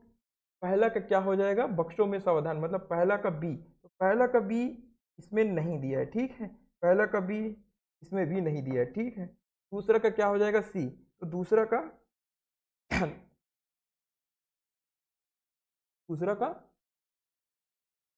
दूसरा का क्या हो जाएगा, डी। दूसरा का क्या हो जाएगा, डी। दूसरा का डी इसमें है, ठीक है। तो इसका सही उत्तर क्या हो जाएगा, ए नंबर, ठीक। हड़प्पा क्या हो जाएगा, बक्सों में सावधान। और जो लोथल है, लोथल लोथल है वो पूरा सावधान, ठीक। तो पहला का बी, दूसरा का डी, तीसरा का सी हो जाएगा। और ये सुरकोट्टा क्या हो जाएगा, ईंटों से बने हुए कक्षा, ठीक है। तो इसका सही उत्तर क्या हो जाएगा, ए, ठीक। सिंधु सभ्यता के ऐसे 2 स्थान जो चावल के काश्त के लिए जाने जाते हैं, सबसे प्राचीन है। चावल चावल का साक्ष्य कहाँ से मिलता है, ठीक है, ये हमें पूछा गया है। सिंधु घाटी सभ्यता में जो चावल का साक्ष्य है वो कहाँ से मिला है, ये हमें पूछा गया है, ठीक है। तो आमरी से मिला है क्या, नहीं, ठीक है। मेहरगढ़ से, ठीक है, मेहरगढ़ से स्थायी जीवन का साक्ष्य और चावल का साक्ष्य मिला है, ठीक है। तो ये तो होगा ही है। कोरडी हवा से भी चावल का साक्ष्य मिला है, गुमला से नहीं, ठीक है। चावल के कास्ट के लिए जाने जाते हैं, सर्वप्रति जो सबसे प्राचीन है, ठीक है। का इसका उत्तर क्या हो जाएगा, 2 और 3, ये दोनों हो जाएगा, ठीक है। 2 और 3 इसका सही उत्तर हो जाएगा, ठीक। नेक्स्ट क्वेश्चन क्या कह रहे हैं, भूमकाल विद्रोह किस सन में हुआ था, भूमकाल विद्रोह किस सन में हुआ था, ठीक है। तो 1910 इसका सही उत्तर हो जाएगा, ठीक है। ये नहीं है ना, ठीक, ये नहीं है, ये पिछले वाले क्वेश्चन का ऑप्शन है, ठीक है, पिछले वाले क्वेश्चन का ऑप्शन है, ठीक है। तो भूमकाल का विद्रोह किस स्थान में हुआ था, तो 1910 में हुआ था। गुंडाधुर ने इसका नेतृत्व किया था, ठीक है। गुंडाधुर ने इसका नेतृत्व किया था, ठीक। 1910 में भूमकाल का विद्रोह होता है, गुंडाधुर ने इसका नेतृत्व, ठीक है। ये ऑप्शन नहीं होगा, ये पिछले वाले क्वेश्चन का ऑप्शन होगा जिसमें 2 और 3 सही उत्तर मैंने बताया था, ठीक है। नेक्स्ट क्वेश्चन क्या कह रहा है, नेक्स्ट क्वेश्चन वैदिक काल के बारे में पूछा गया है, ठीक है। नेक्स्ट क्वेश्चन वैदिक काल के बारे में पूछा गया है। कह रहा है कि निम्नलिखित में से कौन सा वैदिक संस्कृति के संबंध में सत्य है। वैदिक संस्कृति के बारे में हमें सत्य कथन पूछा है, ठीक है, कि वैदिक संस्कृति सीधी और सरल थी, ठीक है। वैदिक संस्कृति ने महिला सशक्तिकरण को महत्व दिया, ठीक है। वैदिक संस्कृति एकेश्वरवाद पर आधारित थी। वैदिक संस्कृति ने यज्ञों को महत्व दिया था, ठीक है। वैदिक संस्कृति सीधी और सरल थी क्या? नहीं भाई, वैदिक संस्कृति तो जटिल थी, जटिल थी। इसमें यज्ञों की बात, यज्ञों को बहुत महत्व दिया था, वर्ण व्यवस्था था, जाति व्यवस्था थी, तो सरल कैसे हो सकती है, ठीक है। तो नहीं, पहला गलत हो जाएगा, ठीक है। वैदिक संस्कृति में महिला सशक्तिकरण को महत्व दिया गया, नहीं भाई, महिला सशक्तिकरण को महत्व नहीं दिया गया, ठीक। वैदिक संस्कृति एकेश्वरवाद पर आधारित थी, नहीं। वैदिक संस्कृति कहाँ एकेश्वरवाद पर आधारित थी? वैदिक संस्कृति में तो बहुत से देवताओं का वर्णन मिलता है, वरुण देवता, सोम देवता, गायत्री मंत्र आदि का उल्लेख मिलता है। तो एकेश्वरवादी पद्धति वैदिक संस्कृति हो ही नहीं सकती, ठीक है। वैदिक संस्कृति ने यज्ञों को महत्व दिया, बिल्कुल ठीक है, ये सही उत्तर हो जाएगा, ठीक है। तो वैदिक संस्कृति ने यज्ञों को महत्व दिया, ठीक है। वैदिक काल में रायसु यज्ञ है, वाजपेयी यज्ञ है, आदि प्रकार के यज्ञ किए जाते थे, ठीक है। तो हमारा सही उत्तर क्या हो जाएगा? ऑप्शन नंबर डी, वैदिक संस्कृति ने यज्ञों को महत्व दिया, ये सही उत्तर हो जाएगा। नेक्स्ट क्वेश्चन क्या कह रहा है? नेक्स्ट क्वेश्चन है, निम्नलिखित में से कौन सा मिलाव नहीं है का सही नहीं है? कौन सा मिलाव सही नहीं है, ठीक, कौन सा मिलाव सही नहीं है पूछ रहा है। इधर दे दिया है महाजनपदों का नाम और इधर क्या दे दिया गया है? उसकी राजधानी, ठीक है। प्राचीन काल में 16 महाजनपद हुआ करते थे, ठीक है, 16 महाजनपद। कितने महाजनपद हुआ करते थे? तो 16 महाजनपद।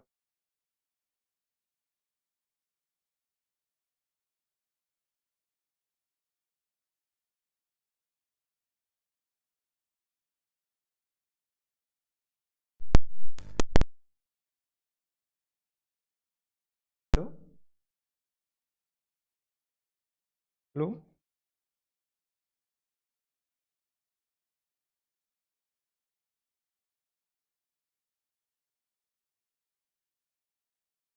ठीक है। वैदिक काल के बारे में सही नहीं है, ये हमें पूछा गया है, ठीक। तो प्राचीन काल में कितने महाजनपद हुआ करते थे? तो 16 महाजन, ठीक है, 16 महाजनपद, 16 महाजनपद हुआ करते थे। उसमें कुछ महाजनपदों का नाम यहाँ दिया गया है और उनकी राजधानी में पूछा गया है, ठीक है। उनमें से कौन सा सही नहीं है ये भी पूछा गया है, ठीक है। तो 16 महाजनपद थे प्राचीन काल में, ठीक है। कलिंग की राजधानी क्या थी? तो तोसली थी। कलिंग की राजधानी क्या था? तोसली, ठीक है।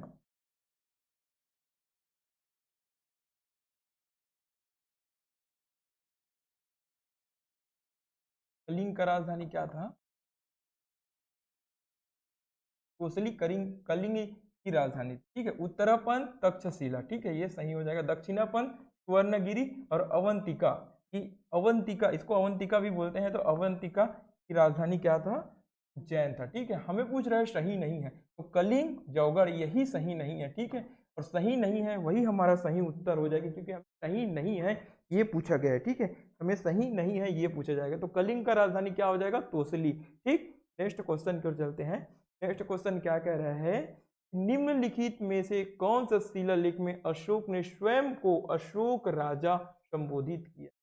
अशोक ने कौन से शिलालेख में अपने स्वयं को अशोक राजा संबोधित किया है? मैंने बताया था अशोक के 13 शिलालेख प्राप्त है, ठीक है। अशोक के 13 शिलालेख प्राप्त है, ठीक है। तो इसमें कौन सा शिलालेख है जिसमें अशोक ने स्वयं को अशोक राजा बताया है, ठीक है। तो कर्नाटक में मास्की का छोटा अभिलेख, मास्की अभिलेख कहाँ मिला है? कर्नाटक में, ठीक है। मध्य प्रदेश के गुजर्रा स्थित छोटा शिलालेख, ठीक। कर्नाटक के ब्रह्मगिरी में स्थित छोटा शिलालेख, तो ब्रह्मगिरी अभिलेख कहाँ है? कर्नाटक में। आंध्र प्रदेश के येरागुड़ी में स्थित छोटा शिलालेख, तो येरागुड़ी शिलालेख कहाँ है? कर्नाटक में। ये सभी सही हैं, लेकिन स्वयं को अशोक राजा किस शिलालेख में घोषित किया गया है? तो मध्य प्रदेश में स्थित गुजर्रा का गुजर्रा स्थित शिलालेख इसका सही उत्तर हो जाएगा, ठीक है। अच्छा, अशोक की प्रसिद्ध उपाधि क्या था? तो देवनापिया, ठीक है, देवनापिया, ठीक है। देवनापिया का मतलब क्या होता है? देवों का प्यारा। इसका मतलब क्या होता है? देवों का प्यारा, देवों का प्यारा। यह किस अभिलेख में उल्लेखित है? तो उदो गोलन अभिलेख, ठीक है, उदोगोलन अभिलेख, ठीक है, उदोगोलन अभिलेख, ये कहाँ है? कर्नाटक में है, ठीक है, ये कहाँ है? कर्नाटक में स्थित है, ठीक है। तो इसका सही उत्तर क्या हो जाएगा? मध्य प्रदेश में गुजर्रा स्थित छोटा शिलालेख सही उत्तर हो जाएगा, ठीक। नेक्स्ट क्वेश्चन क्या कह रहा है? नेक्स्ट क्वेश्चन कह रहा है कि यदि किसी उच्च न्यायालय के न्यायाधीश की आयु के विषय में कोई प्रश्न उपस्थित है तो इसका निर्णय कौन करेगा? तो क्या पूछ रहे हैं? उच्च न्यायालय के न्यायाधीश के आयु के संबंध में पूछा, ठीक है। तो इसका निर्णय कौन करेगा? ठीक, उच्च न्यायालय का मुख्य न्यायाधीश नहीं भाई, उच्च न्यायालय का मुख्य न्यायाधीश इसका निर्णय नहीं करेगा। उच्च न्यायालय के मुख्य न्यायाधीश की सलाह पर राज्यपाल नहीं, ठीक। सर्वोच्च न्यायालय का मुख्य न्यायाधीश, सर्वोच्च न्यायालय का मुख्य न्यायाधीश नहीं, सर्वोच्च न्यायालय के मुख्य न्यायाधीश की सलाह पर राष्ट्रपति इनका निर्णय करेगा, ठीक है। तो इसका सही उत्तर क्या हो जाएगा?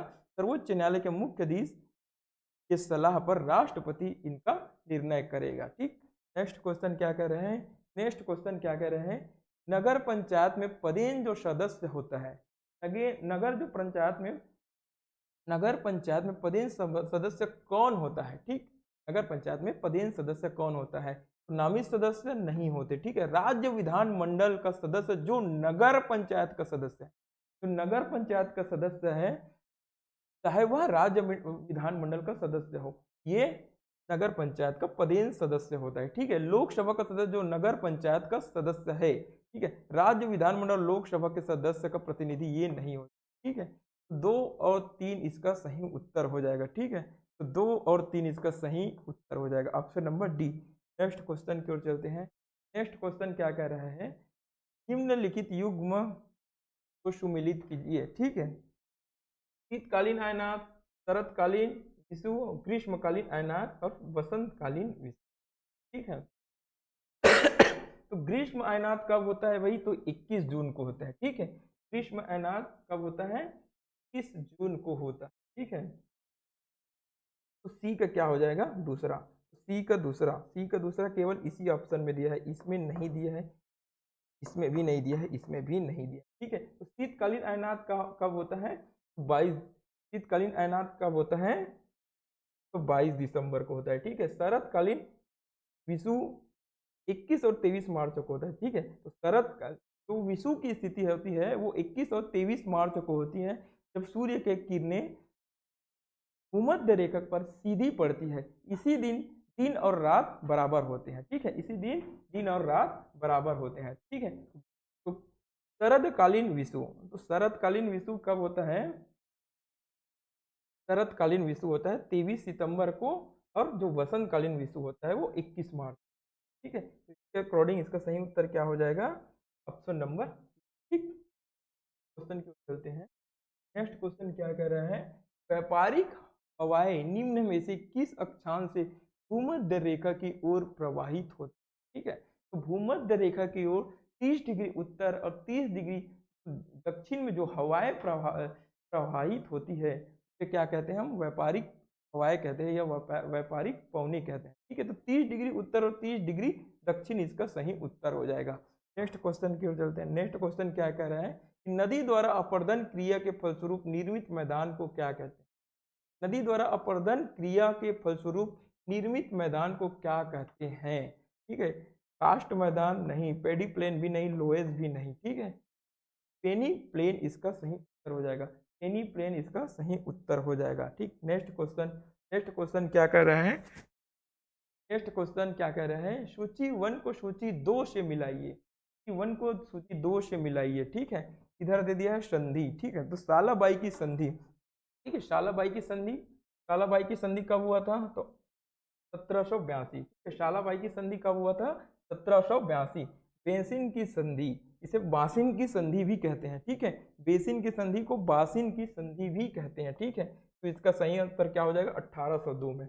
अब देख लेते हैं उत्तर को। तो पहला का ए इसमें है, इसमें नहीं है, इसमें भी नहीं है, इसमें भी नहीं है, ठीक है। तो सही उत्तर क्या हो जाएगा? हमारा ए, ठीक है। फिर भी सभी ऑप्शन को एक बार देख लेते हैं। सालाबाई की संधि कब हुआ था? तो 1782 में। बांसिन या बेसिन की संधि कब हुआ था? 1802 में, ठीक है। सुराजी अंजन गांव की संधि 1803 में हुआ था, और राजपुर घाट की संधि 1805 में। ठीक है। तो ये तो ऑलरेडी सीक्वेंस में ही है, ठीक है। सही उत्तर क्या हो जाएगा, एक का ए, दूसरा का बी, तीसरा का सी और चौथा का डी। नेक्स्ट क्वेश्चन क्या कह रहा है, नेक्स्ट क्वेश्चन कह रहा है 1857 के क्रांति के संबंध में पूछ रहा है कि निम्नलिखित में से किस गवर्नर जनरल ने भारतीय राज्यों के लिए सहायक संधि की नीति अपनाई थी। पहला वीडियो में भी इस क्वेश्चन का आंसर मैंने बता ही दिया था, ठीक है। क्या कह रहा है कि किस गवर्नर जनरल ने भारतीय राज्यों ने सहायक संधि की नीति अपनाई। तो सहायक संधि देने वाले कौन थे, तो देने वाले डुप्ले थे, लेकिन इसे व्यापक स्तर पर लागू करने वाले कौन थे, तो वेलिलजी थे, ठीक है। इन्होंने क्या किया था, सहायक संधि भारतीय राज्यों के प्रति अपनाया था, ठीक है। लॉर्ड मिंटो 1909 में मिंटो के समय एक अधिनियम आया था, ठीक है, जिसे मार्ले मिंटो रिफॉर्म के नाम से जानते थे, ठीक है।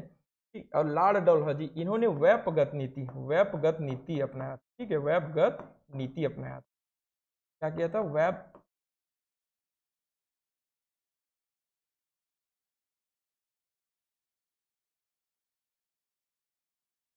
व्यापगत नीति अपनाया था, जिनके तहत क्या किया गया था, जैतपुर, सतारा, उदयपुर, संभलपुर, झांसी, अवध आदि क्षेत्रों को व्यापगत नीति के तहत हड़प लिया गया था या ब्रिटिश साम्राज्य में मिला लिया गया था, ठीक है।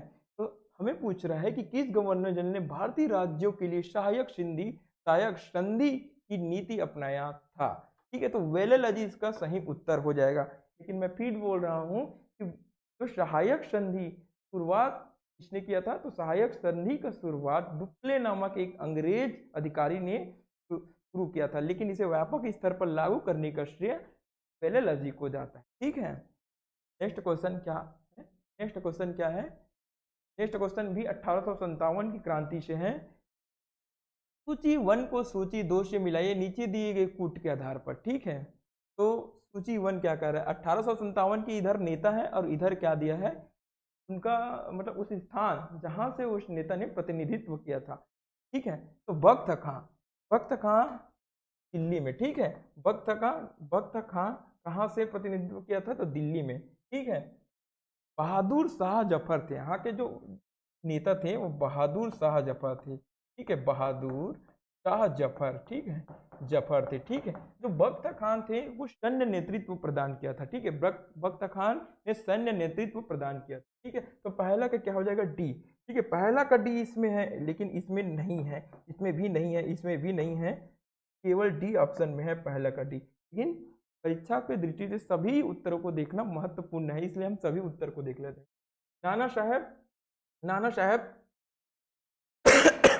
नाना साहब ने कानपुर से नेतृत्व किया था, ठीक है। अहमदुल्ला शाह ने कहाँ से नेतृत्व किया था, अहमदुल्ला शाह ने लखनऊ से नेतृत्व किया था, ठीक है। अहमदुल्ला शाह ने लखनऊ से नेतृत्व किया था और कुंवर सिंह ने आरा से। ये वही अहमदुल्ला है कि जिन्होंने फैजाबाद से भी नेतृत्व किया था और इन पर अंग्रेजों ने 15,000 का इनाम राशि रखा था। इनको पकड़ने के लिए अंग्रेजों ने 15,000 का इनाम राशि रखा था, ठीक है। तो इसका सही उत्तर क्या हो जाएगा, ऑप्शन नंबर डी, ठीक। नेक्स्ट क्वेश्चन की ओर चलते हैं। नेक्स्ट क्वेश्चन कंटिन्यू 3 क्वेश्चन 1857 की क्रांति से पूछा गया है, ठीक है। तो 1857 की क्रांति को आपको पढ़ना ही है, छोड़ना नहीं है, ठीक है। फिर से पूछ रहे हैं कि 1857 के विद्रोह के बाद निम्नलिखित में से कौन सा कथन असत्य है, ठीक है। 1857 की क्रांति के बाद निम्नलिखित में से कौन सा कथन असत्य है, ठीक है।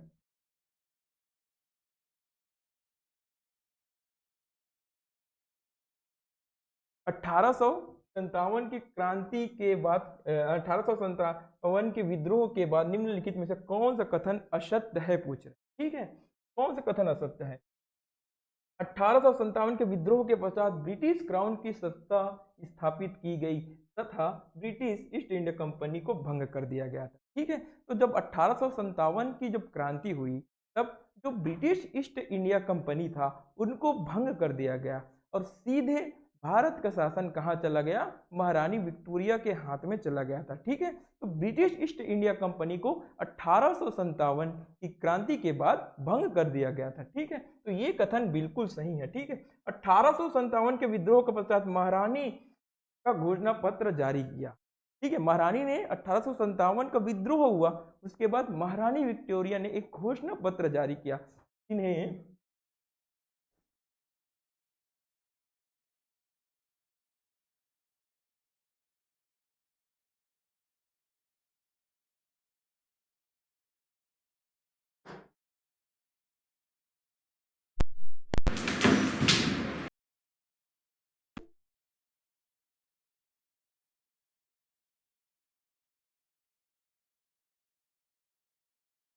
हेलो,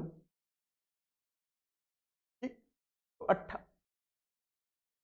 क्या कहा गया है, 1857 के विद्रोह के बाद निम्नलिखित में कौन सा कथन असत्य है। ठीक है, तो 1857 का जब विद्रोह हुआ उसके बाद क्या कर दिया गया, ब्रिटिश ईस्ट इंडिया कंपनी को भंग कर दिया गया और जो भारत का जो शासन है वो महारानी विक्टोरिया के हाथ में चला गया। ठीक है, तो इस समय क्या किया गया, जो हमारा भारत का शासन था वो ब्रिटेन से महारानी विक्टोरिया के हाथों से चलाया जाता था। ठीक है, ऑप्शन नंबर दूसरा क्या कह रहा है, ऑप्शन नंबर दूसरा कह रहा है, ऑप्शन नंबर दूसरा कह रहा है कि 1857 के विद्रोह के पश्चात महारानी का घोषणा पत्र जारी हुआ। ठीक है, तो 1 नवंबर 1858 को महारानी का जो घोषणा पत्र था उनको किसने पढ़ा, कैनिंग ने पढ़ा। ठीक है, कैनिंग ने कहाँ पढ़ा, इलाहाबाद में, इलाहाबाद में पढ़ा। ठीक है, इलाहाबाद में कैनिंग ने पढ़ा, तो ये भी ऑप्शन सही है। ठीक है, ऑप्शन नंबर सी क्या कह रहे हैं कि 1857 के विद्रोह के पश्चात भारतीय राज्य की सेनाएं समाप्त कर दी गई। ठीक है, 1857 के विद्रोह के बाद भारतीय राज्यों की जो सेनाएं हैं उनको क्या कर दिया गया, समाप्त कर दिया गया।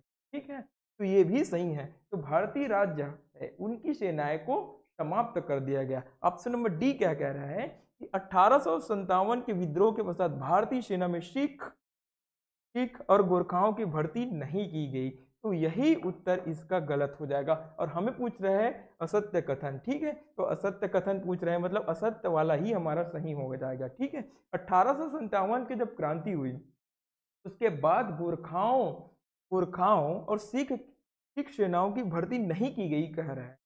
आज भी गोरखाओं और सिख की भर्ती भारतीय सेनाओं में होती है। ठीक है, उस समय भी होती थी। ठीक है, तो इन्हें बंद नहीं किया गया, आज भी गोरखाओं और सिखों की भर्ती भारतीय सेना में की जाती है। ठीक है, तो इसका सही उत्तर क्या हो जाएगा, option number D. Next question की ओर चलते हैं। नेक्स्ट क्वेश्चन भारतीय संविधान से है। ठीक है, नेक्स्ट क्वेश्चन क्या है, भारतीय संविधान कह रहे हैं सुमेलित कीजिए, बंदी प्रत्यक्षीकरण, परमादेश, अधिकार परीक्षा और उत्प्रेषण। ठीक है, तो ये क्या है, रिट्स है। ठीक है, अनुच्छेद 32 में अनुच्छेद 32 में 5 प्रकार के रिट्स का उल्लेख किया गया। ठीक है, इन्हें बाबा साहब भीमराव अम्बेडकर ने क्या कहा गया है, भारतीय संविधान की मूल आत्मा कहा गया है। ठीक है, तो बंदी प्रत्यक्षीकरण का मतलब क्या होता है, बंदी प्रत्यक्षीकरण का मतलब क्या होता है कि हमें शरीर चाहिए। ठीक है, हमें शरीर चाहिए। परमादेश का मतलब क्या होता है कि हम आदेश देते हैं। ठीक है, हम आदेश देते हैं। ठीक है, और अधिकार परीक्षा, किस अधिकार से, उत्प्रेषण मतलब पूर्णतः निषेध, पूर्णतः सूचित करना, और एक होता है निषेध। एक क्या हो जाता है, निषेध, निषेध।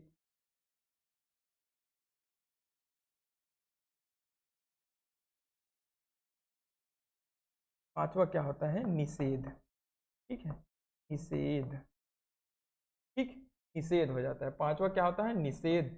ठीक, तो ये 5 प्रकार का रीट सर्वोच्च न्यायालय अनुच्छेद 32 के द्वारा जारी करता है। ठीक है, और बात कर लेते हैं हाई कोर्ट की। तो हाई कोर्ट 226 के अनुसार ये 5 प्रकार के रीट तो जारी करता है, इसके अनुसार लीगल राइट पर भी रीट्स जारी कर सकता है। ठीक है, तो आपसे ये पूछा जाए कि रीट्स जारी करने के अधिकार क्षेत्र में सर्वोच्च न्यायालय ज्यादा विस्तृत है या उच्च न्यायालय, तो आपका सही उत्तर क्या हो जाएगा, उच्च न्यायालय हो जाएगा। क्योंकि सर्वोच्च न्यायालय केवल 5 आधार पर रीट्स जारी कर सकता है, लेकिन उच्च न्यायालय इन 5 5 आधारों पर तो रिट्स जारी कर सकता है, इनके अलावा एक लीगल राइट पर भी रिट्स जारी कर सकता है। ठीक है, तो अधिकार क्षेत्र के बारे में बात करें तो जो उच्च न्यायालय है वो सर्वोच्च न्यायालय से ज्यादा विस्तृत, इस आधार पर रिट्स जारी करने के आधार पर। ठीक है, तो इसके अनुसार हमें सही उत्तर चुनना है। तो ए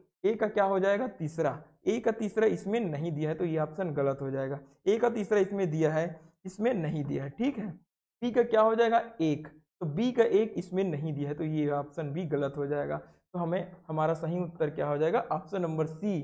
ठीक है, संधि प्रत्यक्षीकरण, हमें शरीर चाहिए, परमा आदेश, हम आदेश देते हैं, अधिकार परीक्षा किस अधिकार से, और उत्प्रेक्षण मतलब पूर्णतः सूचित की। ठीक है, सही उत्तर क्या हो जाएगा, ऑप्शन नंबर सी। ठीक, नेक्स्ट क्वेश्चन। नेक्स्ट क्वेश्चन क्या कह रहे हैं, निम्न में से कौन सा जिला छत्तीसगढ़ राज्य की सीमावर्ती जिला नहीं है। सीमावर्ती जिला पूछ रहा है, छत्तीसगढ़ की सीमावर्ती जिला नहीं है ये पूछ रहा है। ठीक है, तो कोरिया, कोरिया, सूरजपुर, बलरामपुर, ये जो तीनों जिला है वो एमपी से लगता है। ठीक है, एमपी से लगता है। ठीक, ये तीनों जिला किससे लगता है, तो एमपी से लगता है। ये तीनों जिला मध्य प्रदेश से लगता है। ठीक है, और एक और है एमसीबी मतलब मनेन्द्रगढ़, मनेन्द्रगढ़, चिरमिरी और भरतपुर। ठीक है, ये चारों जिला मध्य प्रदेश से लगता है। ठीक है, बलरामपुर उत्तर प्रदेश से भी लगता है। ठीक है, बलरामपुर यूपी से भी लगता है और ये झारखंड से भी लगता है। ठीक है, लेकिन सरगुजा जिला किसी भी राज्य से नहीं लगता। सरगुजा जिला क्या है, एक लैंड लॉक डिस्ट्रिक्ट है, यानी कि भू आवेष्टित जिला है। ठीक है, छत्तीसगढ़ में भू आवेष्टित जिला की बात कर लेते हैं तो भू आवेष्टित जिला कितना है, भू आवेष्टित जिला, भू आवेष्टित जिला की संख्या कितनी है, तो 11। ठीक है, कितना है, तो 11 है। ठीक है, तो सरगुजा किसी भी राज्य के सीमा से नहीं लगता और हमें सीमावर्ती जिला नहीं है पूछा है, तो इसका सही उत्तर क्या हो जाएगा, सरगुजा। ठीक, नेक्स्ट क्वेश्चन क्या कर रहा है, जनगणना वर्ष 2011 के अनुसार छत्तीसगढ़ में महिला साक्षरता पूछा गया है कि छत्तीसगढ़ में महिला साक्षरता। अच्छा, साक्षरता का मतलब क्या है, साक्षरता का मतलब ये है कि 7 या 7 वर्ष से अधिक वह व्यक्ति जो कि पढ़ सकता है, पढ़ने के साथ लिख भी सकता है, उसे हम साक्षर कहते हैं। ठीक है, 7 से अधिक वर्ष के व्यक्ति जो पढ़ सकता है और लिख भी सकता है हम साक्षर कहते हैं। ठीक है, हमें पूछ रहा है महिला साक्षरता, वो भी 2011 के जनगणना के अनुसार। ठीक है, 2011 के जनगणना के अनुसार जो छत्तीसगढ़ में महिला साक्षरता था वो कितना था, तो 60.24। ठीक है, अच्छा, ओवरऑल साक्षरता की बात करें तो छत्तीसगढ़ की साक्षरता, ओवरऑल छत्तीसगढ़ की साक्षरता तो कितना है, 70.28। ठीक है, अच्छा, पुरुष साक्षरता की बात कर लें, पुरुष साक्षरता कितना है, तो 80.27%, 28.2727% पुरुष साक्षरता है। ठीक है, अच्छा, लिंगानुपात की बात करें, लिंगानुपात छत्तीसगढ़ का जो लिंगानुपात है वो कितना है, लिंगानुपात कितना है, 991। ठीक है, 991। ठीक है, लिंगानुपात के बारे में पिछले वीडियो में मैंने बताया था कि प्रत्येक 1000 महिलाओं की संख्या में पुरुषों की संख्या, ठीक है, महिलाओं के अनुपात में पुरुषों की संख्या। ठीक, तो लिंगानुपात छत्तीसगढ़ का लिंगानुपात कितना है, 991 है। ठीक है, अच्छा, जनसंख्या घनत्व छत्तीसगढ़ का जनसंख्या घनत्व कितना है, तो 189 मतलब 189।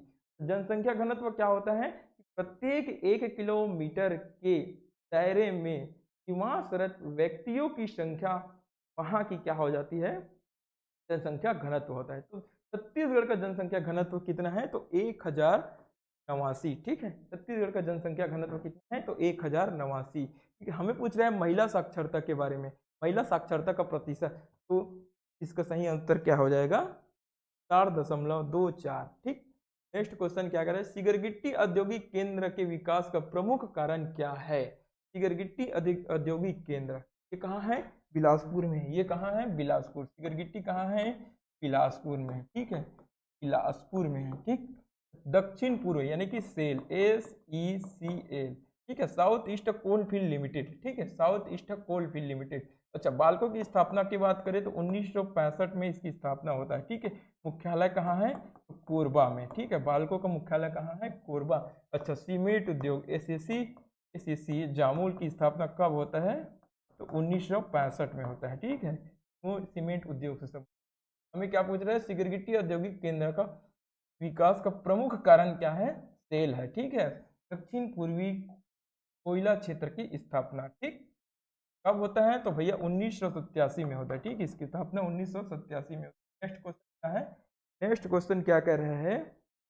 छत्तीसगढ़ में बक्साइट का सर्वाधिक निक्षेप कहाँ है? छत्तीसगढ़ में बक्साइट का सर्वाधिक निक्षेप कहाँ है? बक्साइट पूछ रहा है, ठीक है। बक्साइट का सर्वाधिक निक्षेप कहाँ है पूछ, ठीक। पटियागढ़ पहाड़ नहीं, ठीक है।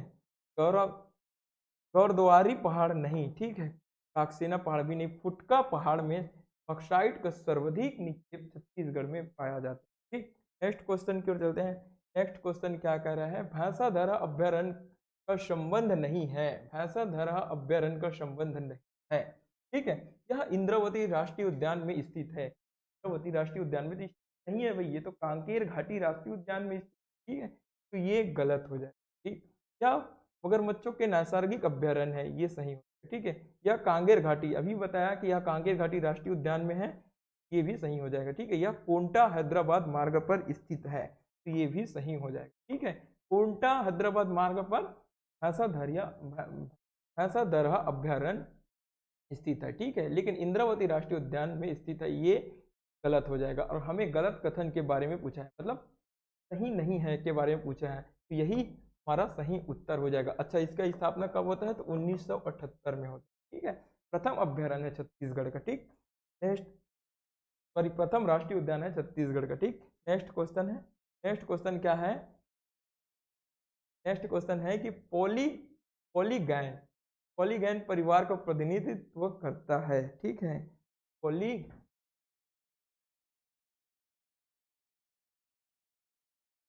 पॉलीगैन, ठीक है। पॉलीगैन परिवार का प्रतिनिधित्व करता है। ये पॉलीगैस नहीं है भाई, पॉलीगैस नहीं है, ठीक। पुरुष और महिला साथ रहते हैं, नहीं भाई, ठीक है। महिला कई महिलाओं के साथ रहती है, ये भी नहीं, ठीक है। बहुत से पुरुष बहुत से महिलाओं के साथ रहती है, ये नहीं। एक पुरुष कई महिलाओं के साथ हाँ, एक पुरुष कई महिलाओं के साथ रहता है, ये उसका सही उत्तर हो जाएगा, ठीक। नेक्स्ट क्वेश्चन क्या कह रहे हैं? जाति के तीन पहलू धर्मनिरपेक्ष वैचारिक एकीकृत को किसने वर्गीकृत किया है? जाति के तीन पहलू धर्मनिरपेक्ष वैचारिक वैचारिक एकीकृत को किसने वर्गीकृत किया है, ठीक है। किसने वर्गीकृत किया है, ठीक है। एम एन श्रीनिवास नहीं, ठीक है। क्यूमांड भी नहीं, और जी एस धुरी भी नहीं, ठीक है। रजनी कोठारी इसका सही उत्तर हो जाएगा।